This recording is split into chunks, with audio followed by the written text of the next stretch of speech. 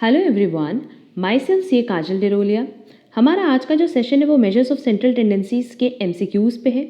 हमने measures of central tendencies के already concepts discuss कर लिए थे और बहुत सारे एमसीक्यूज़ भी डिस्कस किए हैं। आज हमारी लास्ट क्लास है रिलेटेड टू एमसीक्यूज़ एंड इसके बाद हम लोग डिस्पर्जन पे डिस्कशन करने वाले हैं। बट ये जितने भी एमसीक्यूज़ हमने सॉल्व करवाए हैं ये बहुत रेलिवेंट है हर एक कॉमर्स बेस्ड कॉम्पिटिटिव एग्जाम्स के लिए। फिर आप सीए फाउंडेशन दे रहे हो, CWA foundation, JSO, UGC NET, MCom entrance या कोई भी एग्ज़ाम जो कॉमर्स बेस्ड है, हर किसी एग्ज़ाम के लिए एमसीक्यूज़ बहुत रेलिवेंट है। अगर आपकी कोई क्लास मिस हुई है तो हमने सबके लिंक आपको डिस्क्रिप्शन बॉक्स में प्रोवाइड की हुई है, तो वो सारी क्लासेस आप वहाँ से कवर कर लेना और साथ ही साथ सारे एमसीक्यूज़ सेशन भी कवर कर लेना सो दैट आपको आगे किसी भी एमसीक्यूज़ में कोई प्रॉब्लम ना हो। और हमारा ये सजेशन रहेगा कि पहले आप कॉन्सेप्ट क्लास करना और देन फिर आप सारे एमसीक्यू सेशन करना, तो आपको वैसे भी कहीं किसी एमसीक्यूज़ में कोई प्रॉब्लम नहीं होगी। तो चलो फिर हम लोग अपना आज का सेशन स्टार्ट करते हैं। हमारे पास पहला क्वेश्चन है, the sample mean is a parameter, statistic, variable और कांस्टेंट। बट ऑब्वियस अगर हम सैम्पल मीन की बात करें तो ये क्या है, स्टैटिस्टिक का पार्ट है, तो करेक्ट आंसर होगा B. Next, any measure indicating the center of a set of data arranged in an increasing or decreasing order of magnitude is called a measure of। अब देखो ये चीज़ कह रहा है कि एक पर्टिकुलर सीरीज़ है, इसको हमने असेंडिंग या डिसेंडिंग ऑर्डर में अरेंज कर दिया और इस डेटा का या कह लो इस सेट ऑफ डेटा का जो सेंटर आ रहा है उसको हम क्या कहते हैं, उसी को तो हम सेंट्रल टेंडेंसी कहते हैं। तो करेक्ट आंसर होगा C, central tendency. Next, extreme scores on an examination have the following effect on the mode. They tend to raise it, they tend to lower it, they have no effect on it, difficult to tell.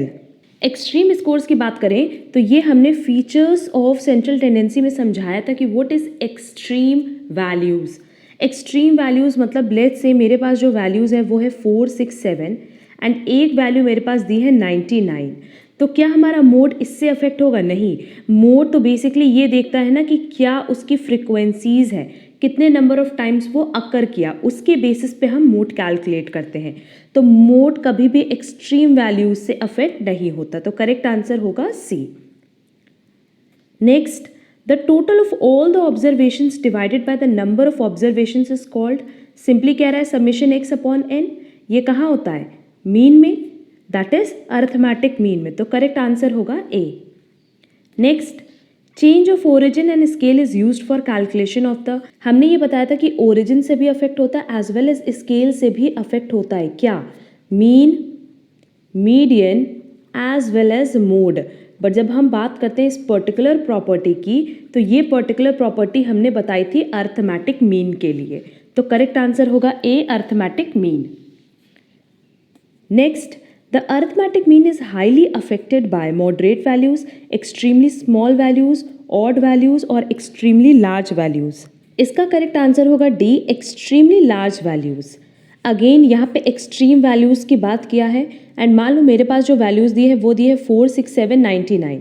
तो no doubt हमारा arithmetic mean इस 99 से affect होगा। Clear?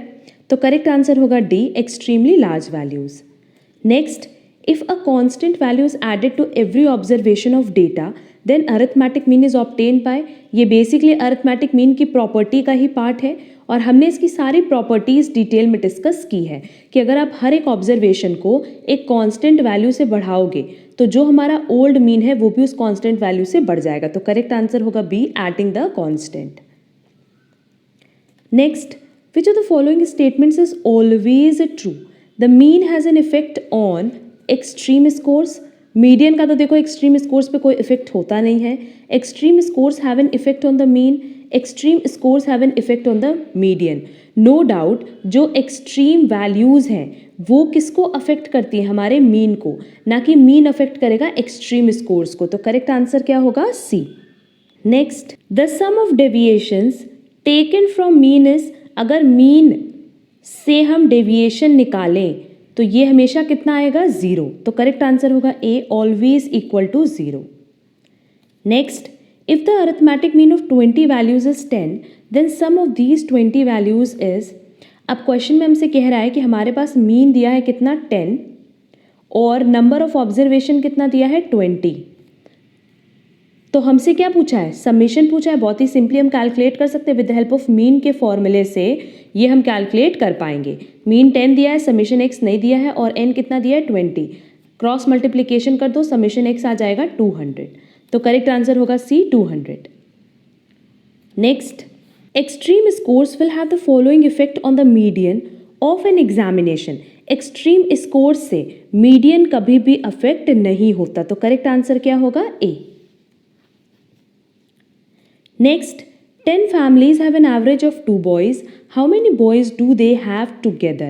Number of observation कितनी है, 10 families, और mean boys कितने हैं, 2। तो सिंपली हमें क्या कैलकुलेट करना है, summation of X, how many boys do they have together. Simply इन दोनों को मल्टीप्लाई कर देंगे, मीन का फॉर्मूला अप्लाई किया, तो करेक्ट आंसर क्या हो जाएगा, डी, कि ओवरऑल कितने बॉयज हैं, 20। एंड क्योंकि ओवरऑल 10 फैमिलीज हैं, तो हम ये कह रहे हैं कि हर एक फैमिली में ऑन एन एवरेज 2 बॉयज हैं। Clear.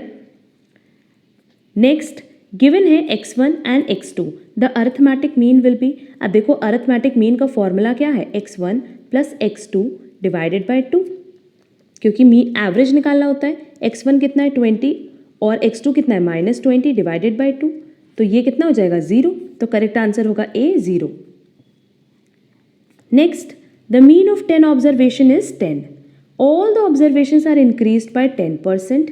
The mean increased observations will be, देखो ओल्ड मीन हमारे पास कितना था 10, और हमने प्रॉपर्टीज बताई हुई है कि अगर आप हर एक ऑब्जर्वेशन को 10% से बढ़ाओगे तो न्यू मीन आप सिंपली कैसे कैलकुलेट कर सकते हो, old mean plus 10% of old mean, क्योंकि उतने ही परसेंट से आप ओल्ड मीन बढ़ा दो तो आपके पास न्यू मीन आ जाएगा। तो इसका करेक्ट आंसर होगा D 11। Next, a measurement that corresponds to largest frequency in a set of data is called. ये हमने अपनी लास्ट क्लास में भी बताया था कि जहाँ पे लार्जेस्ट फ्रिक्वेंसी की बात करेगा वहाँ हम किसकी बात करें, मोड की। तो करेक्ट आंसर होगा सी।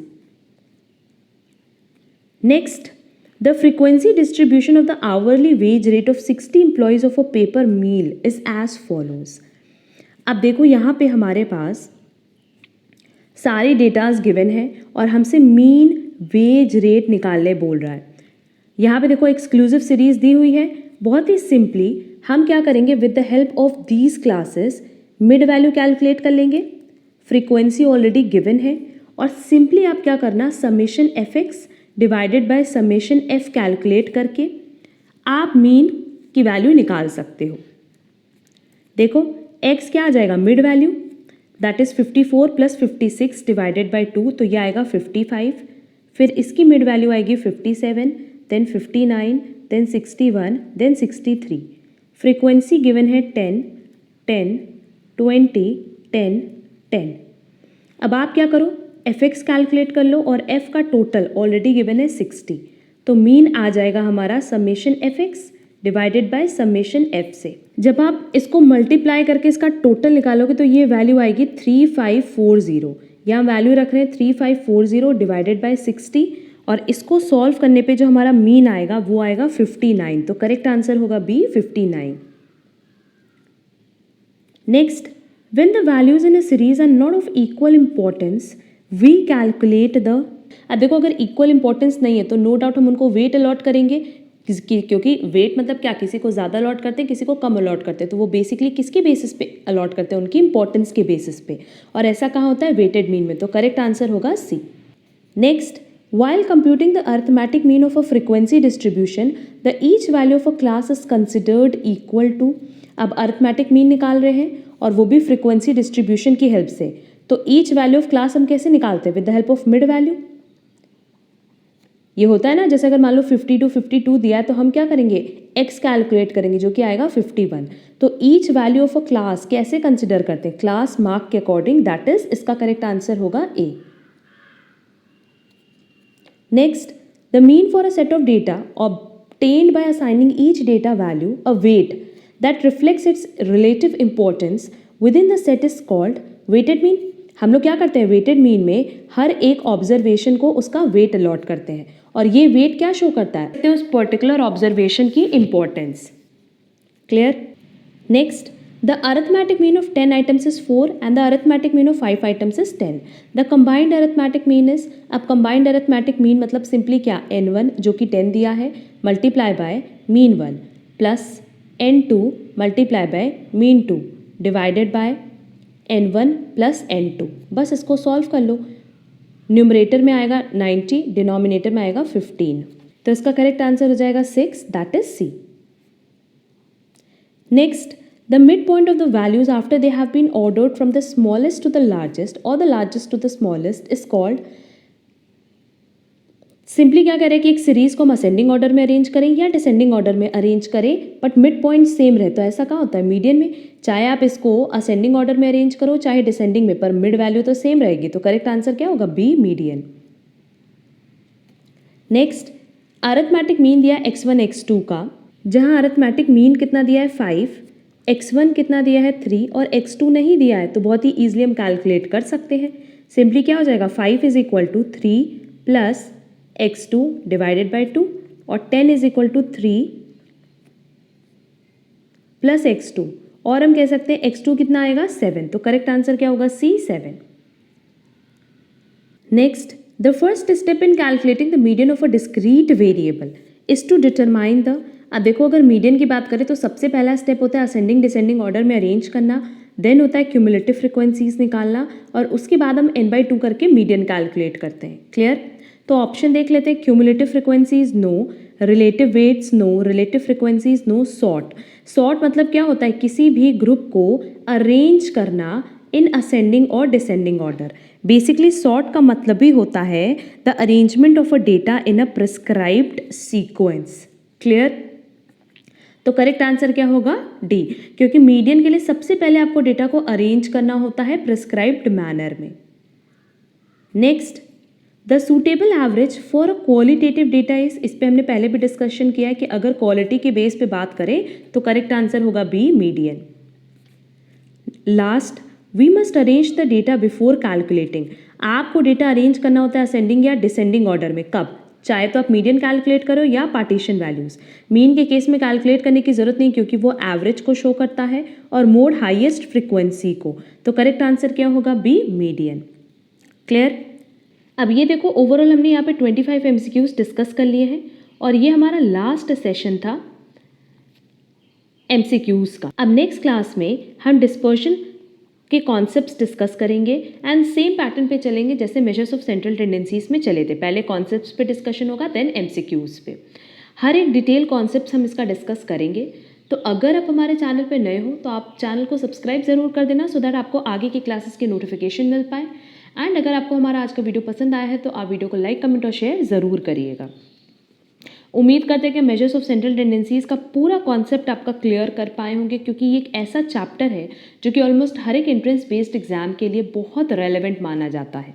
तो अगर आपको किसी भी क्वेश्चन में कहीं कोई डाउट हो, किसी कॉन्सेप्ट में कोई डाउट हो, तो आप कमेंट बॉक्स में कमेंट करके भी पूछ सकते हो. और साथ ही साथ हमने टेलीग्राम ग्रुप भी बनाया है, आप वहाँ पे भी पूछ सकते हो, जिसकी लिंक आपको डिस्क्रिप्शन बॉक्स में दी गई है.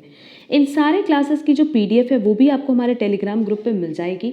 और साथ ही साथ स्टैटिस्टिक्स के जो नोट्स हैं, टेस्ट से रिलेटेड जो अपडेट्स हैं, वो सब आपको टेलीग्राम ग्रुप पे प्रोवाइड कर दिया जाएगा. हम लोग मिलेंगे हमारी नेक्स्ट क्लास में. आज के लिए बस इतना. Thank you so much.